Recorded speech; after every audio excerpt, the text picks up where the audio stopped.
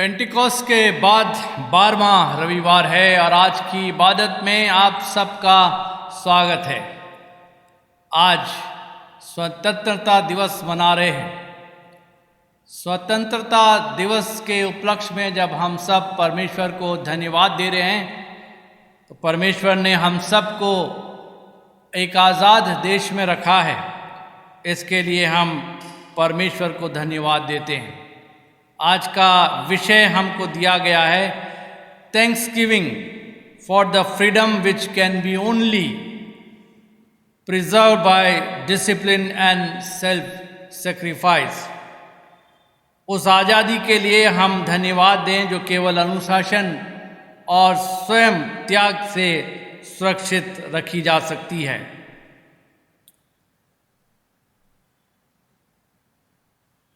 जो यहोवा की बाट जोते हैं वो नया बल प्राप्त करते जाएंगे, वे उकाबों की नाई उड़ेंगे।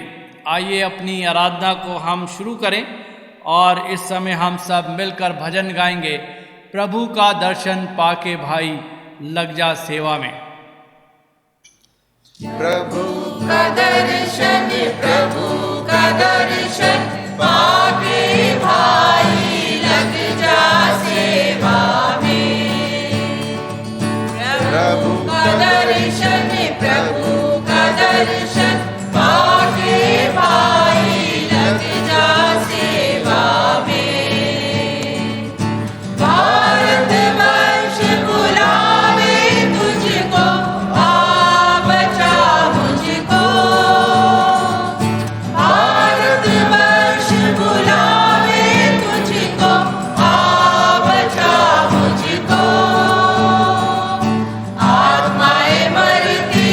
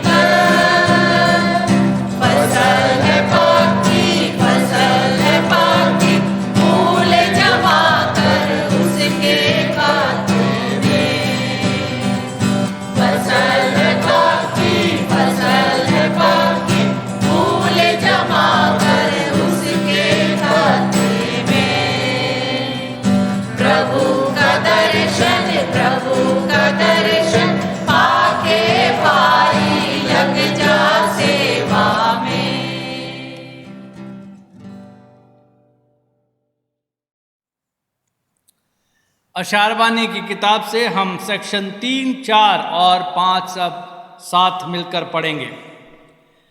हमारे खुदावन यसु मसीह का फजल, खुदा की मोहब्बत और रूह कुदूस की शराकत आप सबके साथ होती रहे। ऐ तमाम कुदरत के खुदा, तेरे आगे सबके दिल का हाल खुला है। तुझे सबकी मुरादें मालूम हैं और तुझसे कोई भेद छिपा नहीं। अपने पाक रूह के असर से हमारे दिल के ख्यालों को पाक कर, ताकि हम तुझसे कामिल मोहब्बत रखें और लायक तौर पर तेरे पाक नाम की बड़ाई करें। हमारे खुदावन यसु मसीह के वसीले से आमीन। आलम बाला पर खुदा का जलाल और ज़मीन पर उसके लोगों में सुलह। खुदावन खुदा आसमानी बादशाह, तमाम कुदरत के खुदा बाप, हम तेरी परस्तिश करते, तेरा शुक्र करते और तेरे जलाल के लिए तेरी हम्द करते हैं। ऐ खुदावन यसु मसीह, बाप के इकलौते बेटे, ऐ खुदावन खुदा के बर्रे, तू जहान का गुनाह उठा ले जाता है, हम पर रहम कर। तू बाप के दाहिनी बैठा है, हमारी दुआ कबूल कर, क्योंकि यसु मसीह तू ही कुद्दूस है, तू ही खुदावन है, तू ही पाक रूह के साथ खुदा बाप के जलाल में आला है। आमीन। आइए हम प्रार्थना करेंगे और विशेष प्रार्थना हमारे लिए इस समय की जाएगी जब हम स्वतंत्रता दिवस को सेलिब्रेट कर रहे हैं। परमेश्वर को हम धन्यवाद देंगे। Lord God, creator and father of all, you have called us in freedom to take part in the building of great nation. Teach us the path of true greatness, so that following in the steps of your Son, we may seek not to be served, but to serve, and to work together for the common good, through Jesus Christ our Lord, who lives and reigns with you and the Holy Spirit, one God, now and ever. आमीन। परमेश्वर के वचन में से हम इस समय सुनेंगे और पुराने नियम में से हमारे लिए पढ़ा जाएगा। व्यवस्था विवरण की किताब, उसका 6वां अध्याय और उसके 20वें पद से। Book of Deuteronomy 6th chapter from 20th verse। आज का पहला वचन लिया गया है व्यवस्था विवरण, उसका 6 अध्याय पद 20 से 25 तक। व्यवस्था विवरण 6, 20 से 25। फिर आगे को जब तेरा लड़का तुझसे पूछे, ये चितौनियाँ और विधि और नियम जिनके मानने की आज्ञा हमारे परमेश्वर यहोवा ने तुमको दी है, इनका प्रयोजन क्या है? तब अपने लड़के से कहना, जब हम मिस्र में फिरौन के दास थे, तब यहोवा बलवंत हाथ से हमको मिस्र में से निकाल ले आया, और यहोवा ने हमारे देखते मिस्र में फिरौन और उसके सारे घराने को दुख देने वाले बड़े बड़े चिन्ह और चमत्कार दिखाए, और हमको वहाँ से निकाल आया, इसलिए कि हमें इस देश में पहुँचाकर, जिसके विषय में उसने हमारे पूर्वजों से शपथ खाई थी, इसको हमें सौंप दे। और यहोवा ने हमें ये सब विधियाँ पालन करने की आज्ञा दी, इसलिए कि हम अपने परमेश्वर यहोवा का भय माने और इस रीति सदैव उसका भला हो, और वह हमको जीवित रखे जैसा कि आज के दिन है। और यदि हम अपने परमेश्वर यहोवा की दृष्टि में उसकी आज्ञा के अनुसार इस सारे नियमों के मानने में चौकसी करें, तो वह हमारे लिए धर्म ठहरेगा। ये परमेश्वर का वचन है, उसकी तारीफ हो। आइए इस समय सुसमाचार में से हम सुनेंगे लूका रचित सुसमाचार, उसका 22वां अध्याय और उसके 24वें पद से। Gospel according to saint Luke 22nd chapter, beginning from 24th verse. इस समय हम खड़े हो सकते हैं जब सुसमाचार में से पढ़ा जाता है। उनमें ये विवाद भी हुआ कि उनमें से बड़ा कौन समझा जाता है। उसने उनसे कहा, अन्य जातियों के राजा उन पर प्रभुता करते हैं और जो उन पर अधिकार रखते हैं वे उपकारक कहलाते हैं, परंतु तुम ऐसे ना होगे, वरन जो तुम में बड़ा है वो छोटे के समान और जो प्रधान है वह सेवक के समान बने। क्योंकि बड़ा कौन है, वो जो भोजन पर बैठा है या जो सेवा करता है? क्या वह नहीं जो भोजन पर बैठा है? परंतु मैं तुम्हारे बीच में सेवक के समान हूँ। तुम वह हो जो मेरी परीक्षाओं में लगातार मेरे साथ रहे, और जैसे मेरे पिता ने मेरे लिए एक राज्य ठहराया है, वैसे ही मैं भी तुम्हारे लिए ठहराता हूँ, ताकि तुम मेरे राज्य में मेरी मेज पर खाओ पियो, वरन सिंहासनों पर बैठकर इस्राएल के गोत्रों का न्याय करो। ये मसीह का सुसमाचार है। परमेश्वर के वचन को हम सुनेंगे और आज रेवरेंड मॉरिसन रोज हमारे लिए परमेश्वर का वचन पेश करेंगे। मेरे मुख के बोल तेरे सामने ग्रहण योग्य हो, मेरे उद्धारकर्ता और मेरे चट्टान। आमीन। आज पेंतुकुस्त के बाद का 12वां रविवार। And today's theme for meditation is Thanksgiving for freedom, which can only be preserved by discipline and self-sacrifice. राष्ट्र की स्वतंत्रता के लिए धन्यवाद देना, जिसको केवल अनुशासन तथा आत्मत्याग के द्वारा ही सुरक्षित रखा जा सकता है। आज स्वतंत्रता दिवस के अवसर पर, जबकि हमारा देश अपनी आज़ादी की 75वीं वर्षगांठ मना रहा है, आप सबको स्वतंत्रता दिवस की बधाई। जैसे कि आज का हमारा थीम है, उसके अनुसार हमें अपने प्रभु को स्वतंत्रता के लिए धन्यवाद देना है, क्योंकि इस आज़ादी के पीछे बहुत से लोगों का सेक्रीफाइस है, और इस आज़ादी को कायम रखने के लिए या कंटिन्यू रखने के लिए अनुशासन तथा आत्मत्याग, डिसिप्लिन एंड सेल्फ सेक्रीफाइस के द्वारा इसको सुरक्षित रखा जा सकता है। अगर हम अपने जीवन में देखते हैं कि फ्रीडम या आज़ादी या स्वतंत्रता किसको अच्छी नहीं लगती, चाहे वो पशु हो, पक्षी हो या ह्यूमन बीइंग्स हो। आप अपने जो पेट डॉग है, जब आप घर से बाहर उसको लेकर जाते हैं और उसको अनलीश करते हैं, उसको उस चेन से जिससे आपने उसको बांध कर रखा है, उससे आप उसे आज़ादी देते हैं, तो वो चैन से अलग होकर अपने आप को आज़ाद महसूस करता है। चैन की गुलामी से आज़ाद होकर वो कितना उछलता कूदता है, उसकी खुशी का कोई ठिकाना नहीं रहता। उसी प्रकार से अगर आप किसी बर्ड को, चिड़िया को या तोते को पिंजरे से जब आज़ाद करते हैं, तो आज़ाद होकर पक्षी कितना खुश होता है।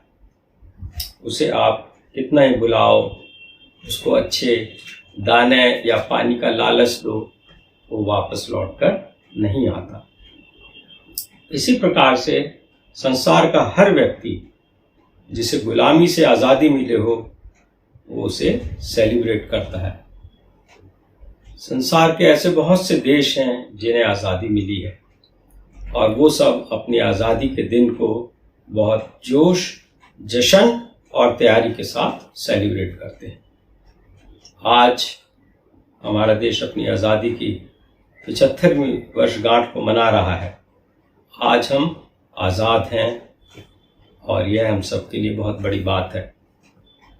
हर तरह की फ्रीडम को आज हम अपने देश में एंजॉय कर सकते हैं। इंसान की नेचर है कि वो किसी भी प्रकार की बाउंडिंग या बंदिश नहीं चाहता, वो आज़ाद रहना चाहता है। और परमेश्वर की भी ये इच्छा नहीं है कि वो किसी के अधीन या गुलाम बनकर रहे, ना ही संसार की पीड़ा या सफरिंग के लिए इंसान को परमेश्वर ने बनाया है।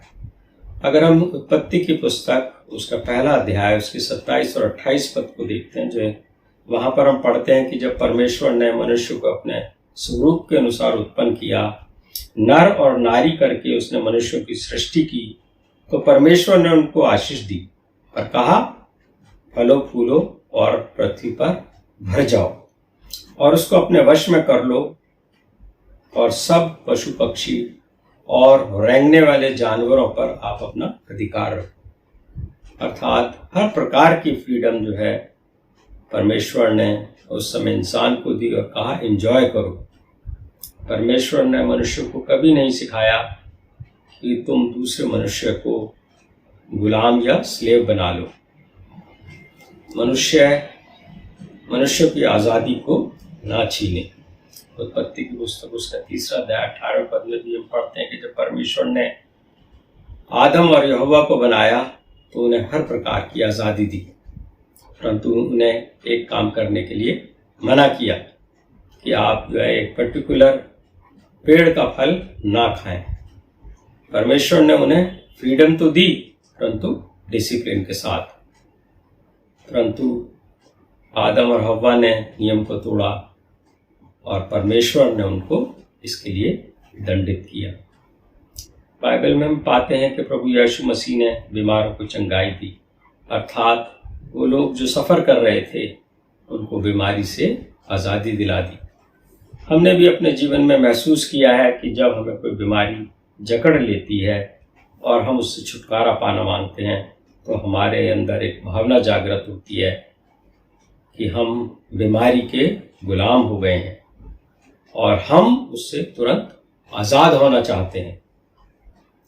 लूका रचित सुसमाचार उसका 13 अध्याय 10 से 17 में हम पढ़ते हैं कि एक स्त्री को 18 वर्ष से एक दुर्बल करने वाली दुष्ट आत्मा सता रही थी और इस कारण से वो कुबड़ी हो गई थी और वो सीधी नहीं हो पा रही थी। यीशु ने उसको उसकी बीमारी से आज़ाद कर दिया। एक जगह और पर यूहन्ना रचित सुसमाचार उसका 8वां अध्याय 36 पद में लिखा है, सो यदि पुत्र तुम्हें स्वतंत्र करेगा तो सचमुच तुम स्वतंत्र हो जाओगे। तो कई प्रकार की स्वतंत्रता या आज़ादी को हम लोग जानते हैं, जैसे राजनीतिक है, आर्थिक है, धार्मिक है, बोलने की आज़ादी है या लिखने की आज़ादी है। परंतु ये सारी स्वतंत्रताएं अधूरी हैं जब तक कि मनुष्य पाप से आज़ाद नहीं हो पाता। याद रखने की बात यह है कि परमेश्वर किसी भी प्रकार की गुलामी को पसंद नहीं करता। उसने जब इजराइलियों को फिरौन की गुलामी में त्राही त्राही करते देखा तो मूसा के द्वारा बड़े आश्चर्य कर्म करके उन्हें उनकी उस गुलामी से आज़ाद किया। बाइबल में ऐसी बहुत सी घटनाएं हैं जिनमें इजराइलियों ने बहुत पाप किए, दूसरे ईश्वर की उपासनाएं की और ईश्वर ने दंड के तौर पर उन्हें अन्य जातियों का दास बनाया। और जब उन्होंने अपने हृदय में परिवर्तन करके ईश्वर को पुकारा तो ईश्वर ने उनको स्वतंत्र किया। और जब जब यहूदियों ने ईश्वर के विरुद्ध विद्रोह किया तब तब ईश्वर ने उन्हें दंडित किया, और जब उन्होंने पश्चाताप किया तो ईश्वर ने उन्हें स्वीकार किया। तो प्रभु यीशु मसीह हमें 4 प्रकार के शत्रुओं से स्वतंत्रता दिलाते हैं, और वो है पाप, शैतान, व्यवस्था और मृत्यु। पाप से मुक्ति। प्रभु यीशु मसीह इस दुनिया में आए कि मनुष्य को पाप से मुक्त करें, और शैतान जो मनुष्य को पाप की तरफ लेकर जाता है उसे पराजित करें। यूहन्ना रचित सुसमाचार उसका 8वां अध्याय 34 से 44 में लिखा है कि मैं तुमसे सच सच कहता हूं कि जो कोई पाप करता है वो पाप का दास है। सो यदि पुत्र तुम्हें स्वतंत्र करेगा तुम सचमुच स्वतंत्र हो जाओगे। प्रभु यीशु मसीह ने मनुष्य को शैतान की कैद से स्वतंत्र किया है। मरकुस रचित सुसमाचार उसका 3 अध्याय 27 में पद में पढ़ते हैं कि यीशु मसीह शैतान को बांधने आया था और यदि हम नए नियम में दिए गए अद्भुत कार्यों का अध्ययन करें जो यीशु ने किए, तो हम पाते हैं कि शैतान की समस्त शक्तियों से उसने मनुष्य को आज़ादी दिलाई। यीशु मसीह अंधकार की शक्तियों से नहीं, वरन उन समस्त यहूदी रीति रिवाजों से जो मनुष्यों के लिए बोझ बन गए थे, स्वतंत्र करता है। यह स्वतंत्रता जो मनुष्य को पाप, शैतान और व्यवस्था से मुक्त करती है, ईश्वर के द्वारा दिया गया एक उपहार है। 1 कुरिन्थियों 6 अध्याय 20 पद में लिखा है कि तुम दाम देकर मोल लिए गए हो, इसलिए अपनी देह के द्वारा परमेश्वर की महिमा करो। दूसरा है व्यवस्था। व्यवस्था जो है वो किसी भी विकसित सभ्यता की एक समस्या होती है कि व्यवस्था का, व्यक्ति का व्यवस्था के साथ क्या रिलेशनशिप हो। मसीही जीवन में व्यक्ति का व्यवस्था में प्रथम स्थान है। आज भी हमारा वास्ता ऐसे लोगों से होता है जो परमेश्वर की आराधना और मनुष्यों की सेवा के बदले कलीसिया प्रशासन की पद्धति की चिंता वो अधिक करते हैं और उसको अधिक महत्व देते हैं। कई बार हम भी परमेश्वर और मनुष्य से प्रेम करने के बदले अपनी व्यवस्थाओं से अधिक प्रेम करते हैं। प्रभु यीशु मसीह के समय में शास्त्री, फरीसी और उनके जैसे लोग मनुष्यों की उपेक्षा करते थे और वो लोग व्यवस्था से अधिक प्रेम करते थे। प्रभु यीशु मसीह का इस बात में उन लोगों के साथ डिफरेंस ऑफ ओपिनियन था और बाइबल में हम कई स्थानों पर पाते हैं कि प्रभु यीशु मसीह ने सबत के दिन चंगाई दी। तो शास्त्री और फरीसी व्यवस्था को कोट करके कहते हैं कि व्यवस्था के अनुसार सबत के दिन कार्य करना मना है। मत्ती रचित सुसमाचार 12 अध्याय 1 से 8 पद में पाते हैं कि जब यीशु मसीह चेलों के साथ जा रहा था, रास्ते में खेत पड़े, चेलों को भूख लगी और बालें तोड़कर खाने लगे। तो शास्त्रियों ने ऑब्जेक्ट किया क्योंकि वो सबत का दिन था। बालें तोड़कर खाना भी एक कार्य था जो व्यवस्था के अनुसार गलत था। ऐसे ही लूका रचित सुसमाचार उसका 13वां अध्याय 10 से 17 पद में पाते हैं कि यीशु ने आराधनालय में जब उपदेश कर रहे थे तो 18 वर्ष से दुष्ट आत्मा की सताई हुई कुबड़ी को चंगाई दी। तो तब भी जो शास्त्री और फरीसी थे वो कुड़कुड़ाने लगे और ये कहने लगे कि क्या चंगाई सबत के दिन को छोड़कर बाकी समय में नहीं हो सकती। तो यीशु मसीह ने उन्हें यह कहकर निरुत्तर कर दिया कि सबत के दिन अगर तुम्हारा गधा या बैल गड्ढे में गिर जाए तो क्या आप उसे नहीं निकालोगे। और जीसस क्राइस्ट ने क्लियर किया कि नियम या व्यवस्था मनुष्य के लिए है, ना कि मनुष्य व्यवस्था और नियम के लिए है। तो नियमों के द्वारा या व्यवस्था के द्वारा मनुष्य की आज़ादी में कोई रुकावट नहीं होनी चाहिए। वह हर किसी को उसकी फ्रीडम या आज़ादी मिलनी चाहिए। तो आज की जो हमारी दूसरी रीडिंग है न्यू टेस्टामेंट से गलतियों की पत्री, उसका 5वां अध्याय 1 पद और 13 से 18 में, वहाँ मसीह ने स्वतंत्रता के लिए तुम्हें स्वतंत्र किया है, अतः इसी में स्थिर रहो। तो आज के हमारे थीम का भी यही संदेश है कि अपनी आज़ादी को हम लोग सुरक्षित रखें और वचन भी यही कहता है कि फिर हम कोई ऐसा कार्य ना करें कि हम दासता के शिकार हो जाएं। John 8:32 know the truth and truth will set you free. तुम सत्य को जानोगे और सत्य तुम्हें स्वतंत्र करेगा।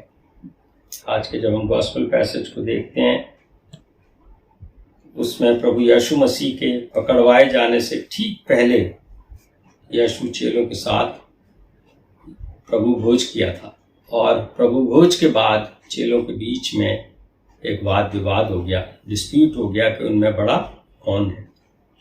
और ऐसा पहली बार नहीं हुआ था कि चेलों के बीच में डिस्प्यूट हुआ हो। इससे पहले भी हम पाते हैं मरकुस रचित सुसमाचार उसका 10वां अध्याय 35 से 45 में हम पढ़ते हैं कि यीशु के जो इनर सर्कल के चेले थे याकूब और यूहन्ना प्रभु यीशु मसीह से डिमांड करते हैं कि जैसे हम कहें तू हमारे लिए कर दे। और वो यीशु से फेवर चाहते थे क्योंकि वो यीशु मसीह के करीबी चेले थे और यीशु से वो इम्पोर्टेंट पोजीशन चाहते थे कि तेरी महिमा में हम में से एक तेरे दाहिने और दूसरा तेरे बाएं बैठे। उन लोगों को ऑनरेबल पोजीशन चाहिए थी। एक घटना है मरकुस रचित सुसमाचार 9वां अध्याय 33 से 35 पद में कि जब यीशु मसीह कफरनहूम में जा रहे थे तो फिर से चेलों के बीच में वाद विवाद हो गया कि चेलों में बड़ा कौन है।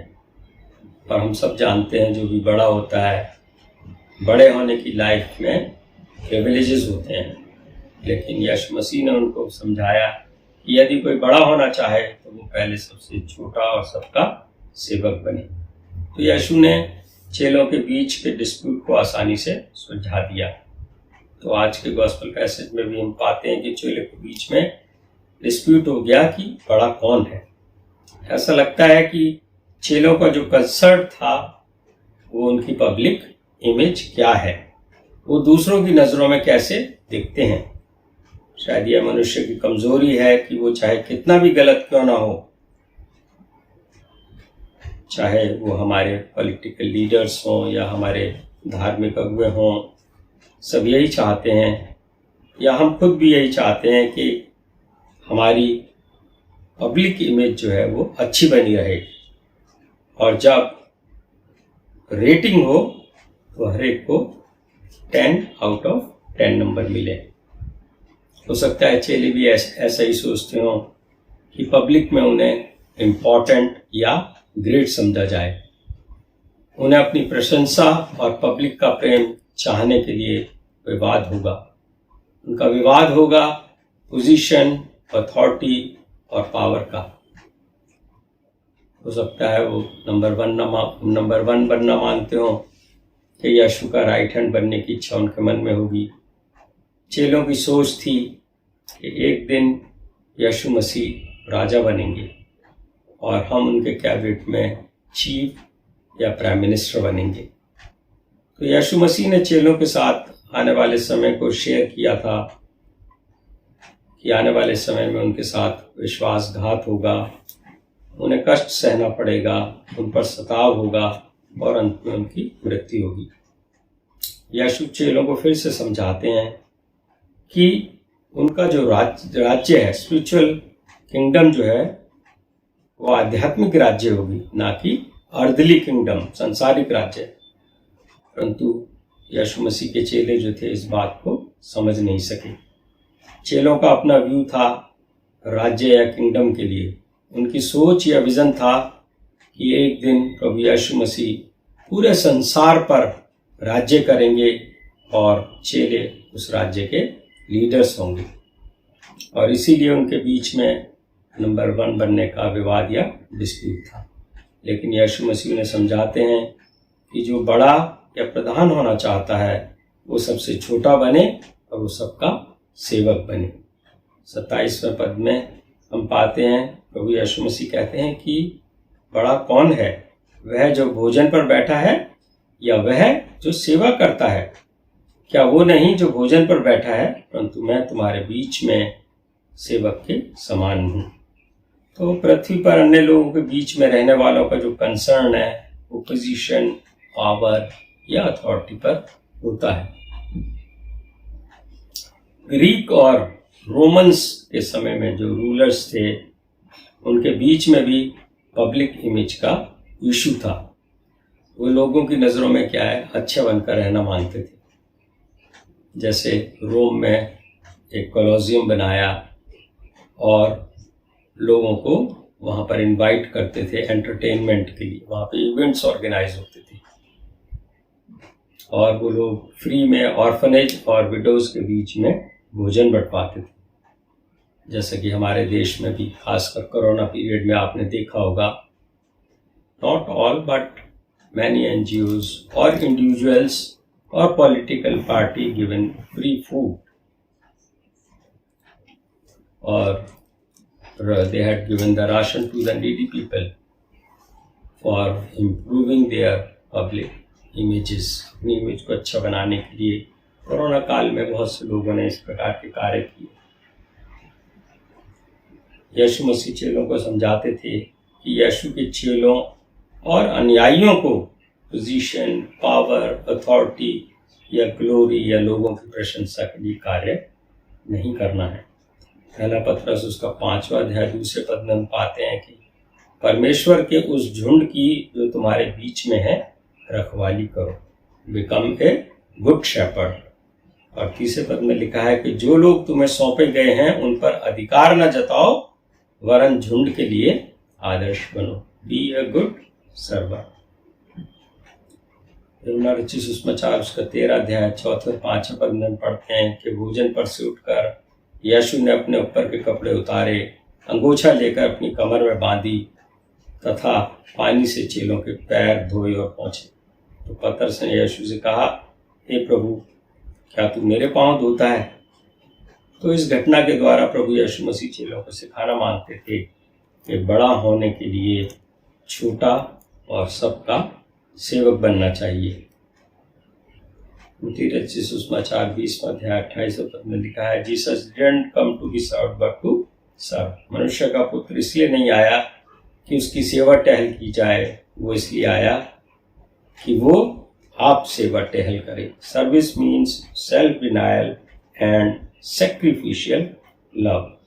वियतनाम की एक घटना है कि एक हैंड ग्रेनेड एक ट्रक के अंदर फेंका गया जिसमें अमेरिकन सोल्जर थे। इससे पहले कि वो हैंड ग्रेनेड वहां पर फटता, वो जिसकी गोद में आकर पड़ा, उस सोल्जर ने ग्रेनेड के साथ वो ट्रक से कूद गया और उस सोल्जर ने उस ग्रेनेड को अपने ऊपर लेकर अन्य सब सोल्जर की जान बचाई, परंतु अकेला सोल्जर मारा गया। तो सोल्जर ने यीशु की तरह अपने लिए नहीं सोचा, परंतु अपने अन्य फेलोमैन्स के बारे में सोचा। ऐसे एक इंसिडेंट है जो मैंने पढ़ा था, आपके साथ शेयर करना मांगता हूँ। लॉ ऑफ ग्रेविटी, जो कि 1600 ईस्वी में आइजैक न्यूटन ने इस दुनिया को दिया। पेड़ से गिरते हुए सेब को जमीन पर, अगर उस समय एक और सज्जन जिनका नाम था एडमंड हेली ना होते तो शायद लॉ ऑफ ग्रेविटी को कोई ना जान पाता। हेली ने इस न्यूटन के सिद्धांत को चैलेंज किया, बल्कि उसमें होने वाली मैथमेटिकल एरर्स को करेक्ट किया तथा न्यूटन के सिद्धांत को सपोर्ट करने के लिए उसने ज्योमेट्रिकल फिगर को तैयार की। और उसके बाद हेली ने न्यूटन को मनाया, जो कि दुविधा में उस समय पड़ा हुआ था, कि उसके इस महान कार्य को दुनिया तक पहुंचाने के लिए एक बुक लिखी, mathematical principal of natural philosophy. Halley ने इसको एडिट किया, फाइनेंस किया, वह पब्लिकेशन के सारे कार्य को सुपरवाइज किया, जबकि न्यूटन एक अमीर आदमी था और वो बुक के सारे खर्चे सहन कर सकता था। तो बुक के पब्लिश होने के बाद न्यूटन को बहुत शोहरत मिली, लेकिन हेली को उसका बहुत थोड़ा सा क्रेडिट मिला। लेकिन हेली ने इस बात की चिंता नहीं की कि उसको शोहरत नहीं मिली, परंतु वो संतुष्ट था कि लॉ ऑफ ग्रेविटी जो है वो लोगों तक पहुंचा है। तो इस प्रकार का रुख, स्वभाव या रवैया जैसे एडमंड हेली का था, क्या हम अपने जीवन में ला सकते हैं? This is a challenge for us, ताकि हमारा जीवन जो है वो एक सेवकाई का जीवन हो सके। सेवकाई के जीवन का मतलब है कि हम अपने टैलेंट्स और गिफ्ट को, चाहे वो मटेरियल हो या स्पिरिचुअल हो, उनको ना केवल हम अपने लिए बल्कि अन्य लोगों को समृद्ध बनाने के लिए उसका उपयोग कर सकें। आज स्वतंत्रता दिवस वाले दिन मसीही दृष्टिकोण से हमारी प्रमुख स्वतंत्रता है कि पाप से मुक्ति। जब तक मनुष्य शैतान और पाप के फंदे में है, तब तक उसके अन्य सारी दुनियावी स्वतंत्रताएं व्यर्थ हैं। इसलिए सच्ची स्वतंत्रता हमारी प्रभु यीशु में। उसके फॉलोअर्स होने के नाते हम उसे बताए हुए मार्ग पर चलें और प्रभु की द्वारा दी गई आशीष को हम लोग प्राप्त करें। प्रभु आप सब लोगों के साथ हो और अपनी महिमा के लिए इस्तेमाल करें। आमीन। प्रार्थना करेंगे। दयालु दयामय ईश्वर प्रभु जी, आज इस स्वतंत्रता दिवस के अवसर पर हम आपका धन्यवाद करते हैं कि आपने हमें मौका दिया प्रभु जी कि हम अपने देश के साथ 75वीं वर्षगांठ मना रहे हैं। प्रभु जी, आप नहीं चाहते कि कोई भी गुलाम रहे। आपने हमें और हमारे देश को स्वतंत्रता दी है, इसके लिए हम धन्यवाद करते हैं। हम आपसे विनती करते हैं प्रभु जी कि आप हमारा मार्गदर्शन करें ताकि हम इस स्वतंत्रता को आने वाले समय में सुरक्षित रख सकें और अपनी सेवकाई को प्रभु जी आगे हम चला सकें। आप हमारी इस कार्य में मदद सहायता करें प्रभु जी। आपके नाम से मांगते हैं, सुनिए। आमीन। हम धन्यवाद देते हैं पादरी मॉरिसन रोज के लिए जिन्होंने आज के संदेश को हमें सुनाया है, और हम उम्मीद करते हैं कि हम जो हमें बताया गया है उसके अनुसार व्यवहार कर पाएंगे और परमेश्वर की महिमा करेंगे। इस समय हम सब अपने विश्वास का अंगीकार करेंगे और सब मिलकर नीकिया का अकीदा एक साथ हम बोलेंगे। हम एक खुदा कादिर मुतलक बाप पर ईमान रखते हैं, वो आसमान और ज़मीन और सब देखी और अनदेखी चीज़ों का खालिक है। हम एक खुदावन यीशु मसीह पर ईमान रखते हैं जो खुदा का इकलौता बेटा है। वो अज़ल से बाप से मौलूद, खुदा से खुदा, नूर से नूर, हकीकी खुदा से हकीकी खुदा, मसनू नहीं बल्कि मौलूद है। उसका और बाप का एक ही जौहर है। उसी के वसीले कुल चीज़ें बनी। वह हम इंसानों के लिए और हमारी नजात के वास्ते आसमान पर से उतर आया। रूहुल कुदुस की कुदरत से कुंवारी मरियम से मुजस्सम हुआ और इंसान बना। पिंतुस पिलातुस के अहद में हमारे लिए मसलूब हुआ। उसने दुख उठाया, मर गया और दफन हुआ।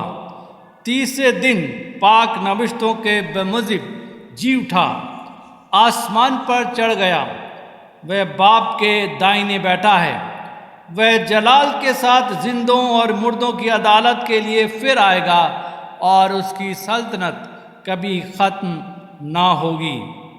हम रूहुल कुदुस पर ईमान रखते हैं जो खुदावन है और ज़िंदगी बख्शने वाला है। वह बाप और बेटे से सादिर है। उसकी बाप और बेटे के साथ परिश्त व ताज़ीम होती है।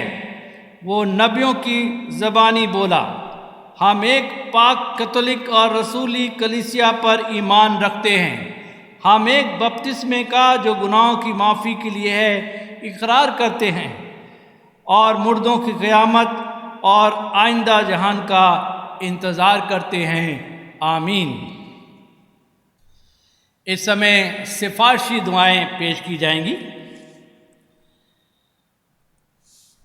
आइए हम सब इंसानों के लिए दुआ करें और अपनी दुआओं को खुदावन यीशु मसीह की दायमी सिफारिश के साथ पेश करें। ऐ आसमानी बाप, हम तुझसे दुआ करते हैं कि सारे जहान में इंसाफ और सुलह कायम हो और हर इंसान बहुतायत से ज़िंदगी पाए। ऐ रहीम खुदावन, हमारी दुआ सुन। उन सब के लिए जो इस शहर में बसते हैं और उन तमाम बातों को दूर करने के लिए भी जो एक दूसरे में फूट और झगड़े पैदा करती हैं, ताकि हमारे मुल्क में सच्ची एकता और मेल मिलाप की तरक्की हो। हम दुआ करते हैं अपने देश के लिए, जब हम आज़ादी के 74 वर्ष मना रहे हैं, और हम प्रार्थना करते हैं कि हमारे सभी नेताओं के लिए जिनके हाथ में देश की बागडोर है, वो समझ और बुद्धि के साथ इस देश के लिए फैसले लें जिससे गरीबों की और देश की तरक्की हो। ऐ रहीम खुदावन, हमारी दुआ सुन।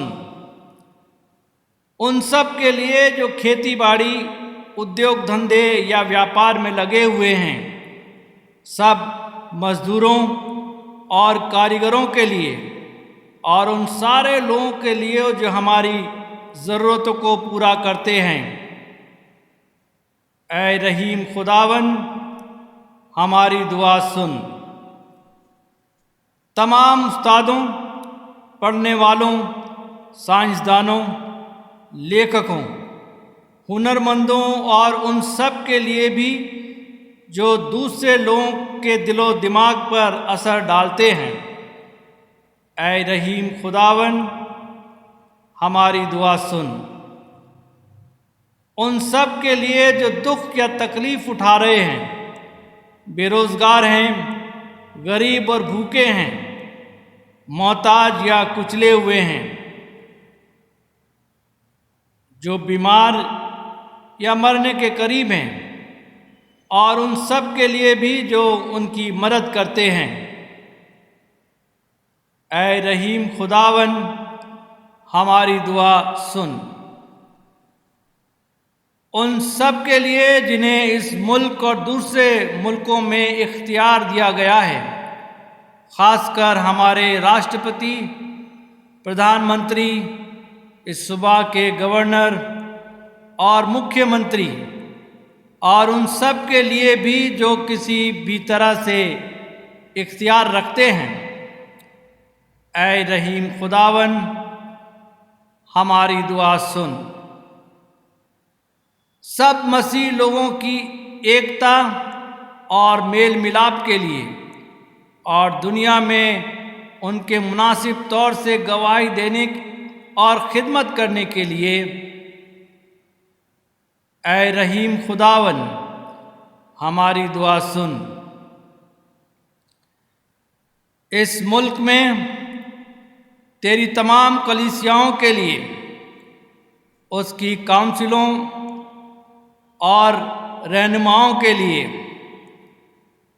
ख़ासकर हमारे moderator the most reverend PC Singh, दक्षिण भारत की कलीसिया के मॉडरेटर और मार्थोमा कलीसिया के मेट्रोपॉलिटन, हमारे बिशप और तेरी कलीसिया के तमाम दीगर खादिमों के लिए कि वह अपनी खिदमत को वफादारी से बजा लाएं। ऐ रहीम खुदावन, हमारी दुआ सुन। ये बख्श कि तेरे उन तमाम लोगों के साथ जिन्होंने वफादारी से इस दुनिया में तेरी खिदमत की है, हम भी तेरी बादशाही की अब्दी खुशी में शरीक हों। ऐ रहीम खुदावन, हमारी दुआ सुन। ऐ आसमानी बाप, अपनी बादशाही जल्द ला और हमारी इन दुआओं को कबूल फरमा जो हम तेरे बेटे अपने खुदावन और मुंजी यीशु मसीह के नाम से पेश करते हैं। आमीन।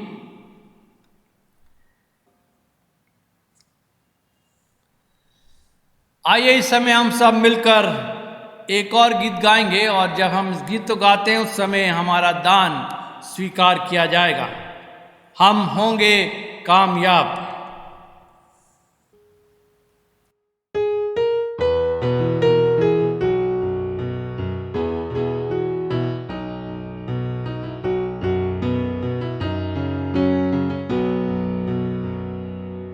हम होंगे कामयाब, हम होंगे कामयाब, हम होंगे कामयाब एक दिन। ओ मन में है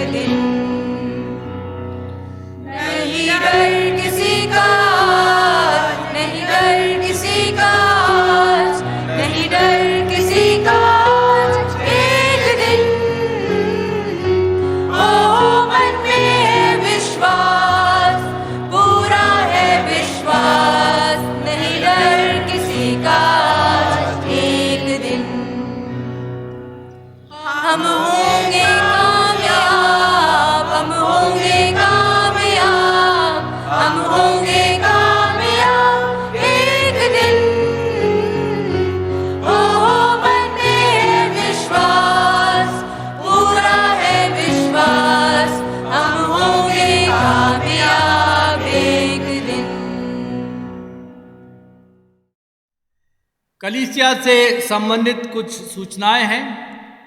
आज की इस इबादत में एक बार फिर आप सबका स्वागत है।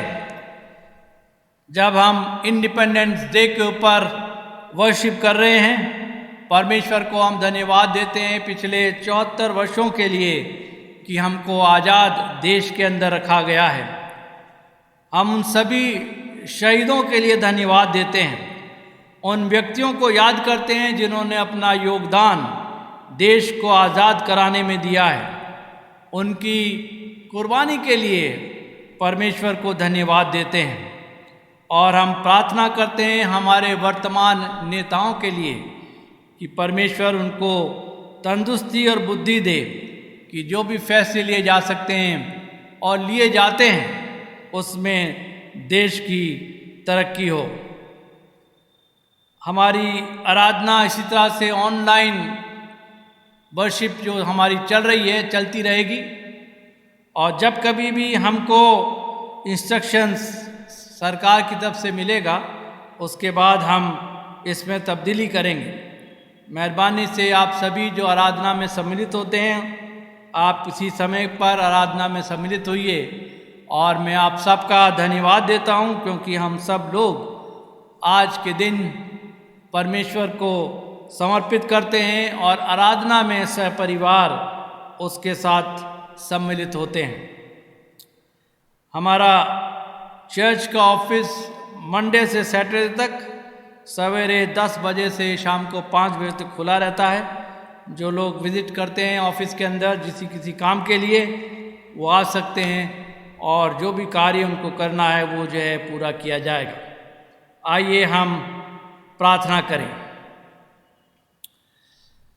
प्रभु परमेश्वर, हम धन्यवाद देते हैं आज के इस दिन के लिए जो आराधना का दिन दिया गया है, ख़ास कर आज़ादी का दिन जो हमारे देश के लिए है। हम धन्यवाद देते हैं और प्रार्थना करते हैं परमेश्वर हम सबको आशीष दे ताकि हम इसी तरह से आज़ाद हिंदुस्तान में रहकर आराधना करते रहें और तेरे नाम की महिमा करें और अपने योगदान से परमेश्वर जो कुछ भी तेरे नाम का प्रचार करते हैं उसमें हम सब सहयोग दे सकें। हम प्रार्थना करते हैं हमारे कलीसिया के सभी सदस्यों के लिए, बुज़ुर्गों के लिए, बच्चों के लिए, जवानों के लिए, ख़ास कर बीमारों के लिए कि उन पर अपना पवित्र हाथ बढ़ाइए और उनको चंगाई दीजिए। हमारी प्रार्थना इस समय मिस्टर मक्खन लाल के लिए है और विनती करते हैं परमेश्वर कि अपना सामर्थ का हाथ बढ़ाकर उनको शिफा दीजिए ताकि जो कुछ भी इलाज किया जाता है उसमें परमेश्वर तेरी महिमा हो सके और वो चंगाई को प्राप्त कर सके। हम शमौन के लिए भी प्रार्थना करते हैं, उस जवान पर अपना पवित्र हाथ बढ़ाकर उसको भी चंगाई दे ताकि परमेश्वर वो भी अपने परिवार में रहकर तेरे नाम की महिमा कर सके। हम तमाम गरीबों के लिए दुआ करते हैं, उनकी मदद कीजिए ताकि जो भी उनकी परेशानियां हैं परमेश्वर वो दूर की जा सके। हम बेरोज़गारों के लिए प्रार्थना करते हैं परमेश्वर कि उनके लिए रोज़गार का इंतज़ाम कीजिए जिससे वो लोग भी तुझ पर भरोसा रख सकें। हम ख़ास तौर से उन बच्चों को याद करते हैं जो इस समय एडमिशन्स के लिए अपने आप को तैयार कर रहे हैं। उनकी मदद कीजिए ताकि वो सभी अपनी इच्छा के अनुसार विषय प्राप्त कर सकें और आपकी महिमा कर सकें। एक बार फिर हम प्रार्थना करते हैं हमारे कलीसिया के उन सभी लोगों के लिए जिन्होंने अपना जन्मदिन मनाया है, अपने शादी की सालगिरह मनाई है। उन परिवारों को आशीष दीजिए जिससे परमेश्वर वो हमेशा आपको धन्यवाद देते रहें और आप पर भरोसा रख सकें और आपकी महिमा कर सकें। प्रभु यीशु मसीह के नाम से हम मांग लेते हैं, आमीन। ऐ हमारे आसमानी बाप, तेरा नाम पाक माना जाए, तेरी बादशाही आए, तेरी मर्जी जैसे आसमान में पूरी होती है ज़मीन पर भी हो। हमारे रोज़ की रोटी आज हमें दे और हमारे कसूरों को माफ़ कर कि हम भी अपने कसूरवारों को माफ़ करते हैं।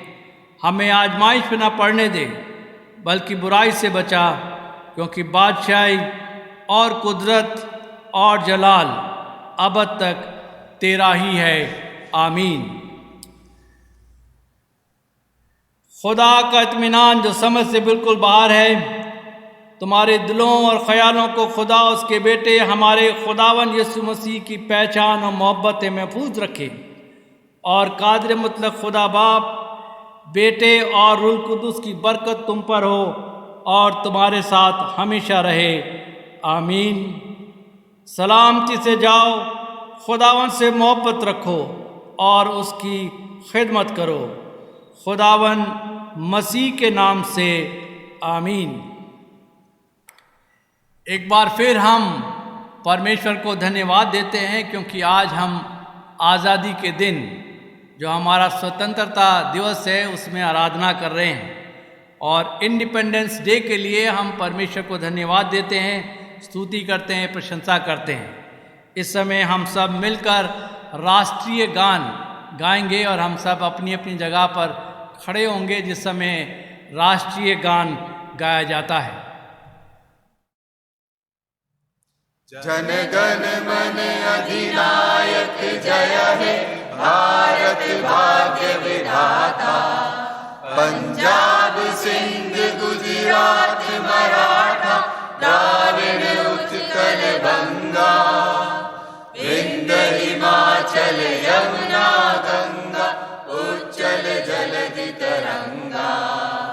तब शुभ नामे जागे, तब शुभ आशीष मांगे, गाए तब जय गाथा।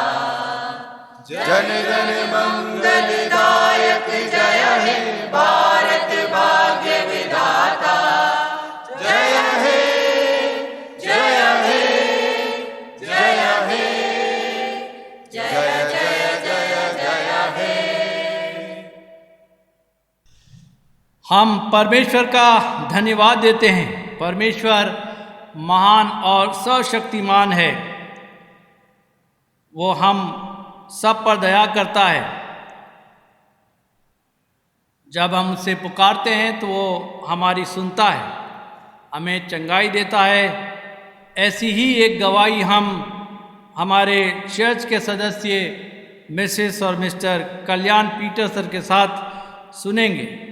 मिसेस और मिस्टर कल्याण पीटरसन पिछले दिनों में कोविड के अंदर परेशान थे और उसी समस्या से घिरे हुए थे, लेकिन परमेश्वर ने उनकी दुआ को सुना है। हम सब ने भी दुआ की है और परमेश्वर ने उनको चंगाई दी है। उसके लिए हम परमेश्वर को धन्यवाद देते हैं। Praise the Lord. मैं आप सबके साथ अपनी टेस्टमनी शेयर करना चाहती हूँ, और मैं आपको बताना चाहती हूँ कि 1 मई को हम तीनों को, मुझे, मेरे हस्बैंड को, मेरी सिस्टर इन लोगों को कोरोना हो गया था। और जब रिपोर्ट आई तो हम लोग घबरा गए। हम लोग घर के साथ ही माउंट कार्मल स्कूल जो था वहाँ पे कोविड सेंटर खुला हुआ था, हम लोग वहाँ जाके एडमिट हो गए। दिन भर तो हम लोग ठीक थे, लेकिन रात तक मेरे हस्बैंड की तबीयत जो थी बहुत ज़्यादा खराब हो गई। उनको राइगर होने लगा, हाई फीवर हो गया और ब्रीदिंग डिफिकल्टी बहुत ज़्यादा होने लगी।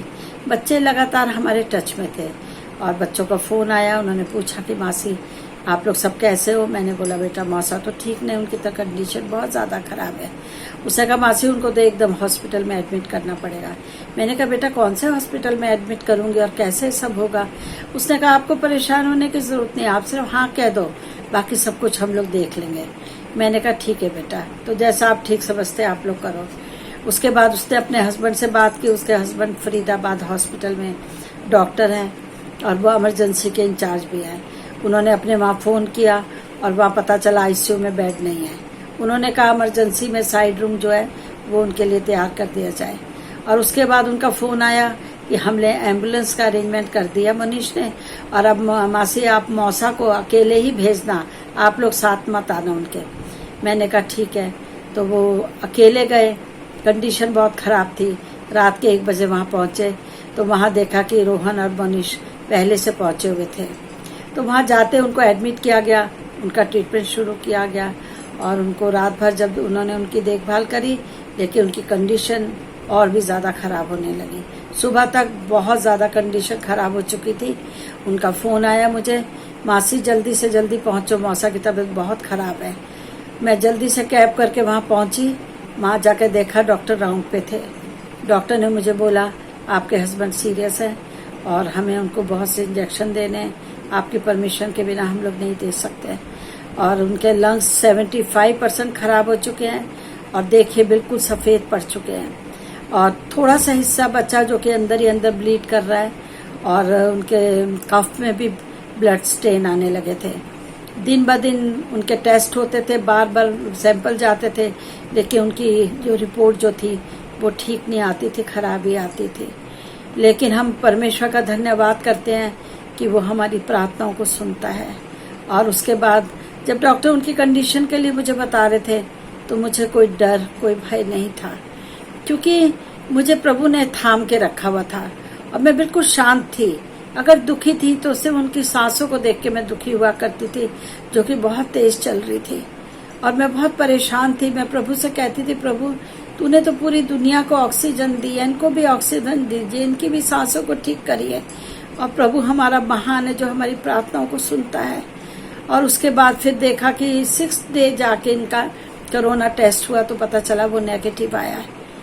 और उसके बाद उन्होंने उनको पोस्ट कोविड रूम में जो था वो शिफ्ट कर दिया और जो भी उनको इंजेक्शन मेडिसिन मिलती थी, कभी किसी चीज़ की हम लोगों को कभी तंगी नहीं हुई, सब चीज़ें टाइम टू टाइम उनको मिलती रही। उसके लिए हम प्रभु का धन्यवाद करते हैं। और उसके बाद जब वहाँ पे एडमिट किया तो रात को बुलबुल जाती थी उनके पास रहने के लिए और दिन में मैं और मेरी नीज रहा करते थे।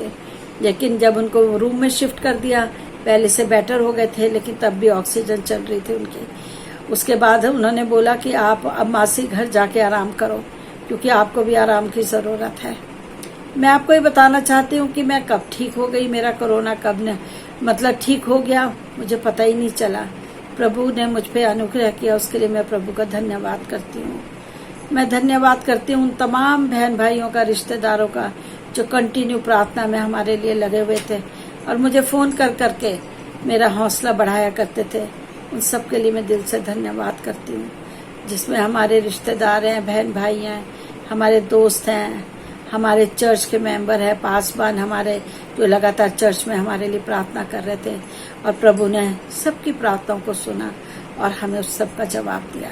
60 डेज हॉस्पिटल में रहने के बाद फिर जब उनको डिस्चार्ज मिला तब वो घर आए और बहुत कमज़ोर हो चुके थे, शरीर में बहुत कमज़ोरी थी, वेट बहुत कम हो गया था। लेकिन प्रभु का धन्यवाद करते हैं कि उन्होंने उनको एक नया जीवन दिया, नई जिंदगी मिली उन्हें। और प्यारे पिता परमेश्वर ने जब उनको जिंदगी दी है तो उनकी शरीर की एक एक चीज़ को, कमज़ोरी को, वो प्रभु उसको भी दूर कर देगा। प्रभु से हम प्रार्थना करेंगे और आप सबके हम शुक्रगुजार हैं। दिल से मैं आप सबका धन्यवाद करती हूँ। और ये आश्चर्य कर्म को जो उनके साथ हुआ हॉस्पिटल में, डॉक्टर्स ने देखा, सिस्टर्स ने देखा, रिश्तेदारों ने देखा, हम सब ने देखा। और हम उस आश्चर्य कर्म के लिए जो परमेश्वर ने इनके जीवन में हॉस्पिटल में करके दिखाया, हम सबका धन्यवाद करते, प्रभु का धन्यवाद करते उस चीज़ के लिए। आप सबको प्रभु आशीष दे।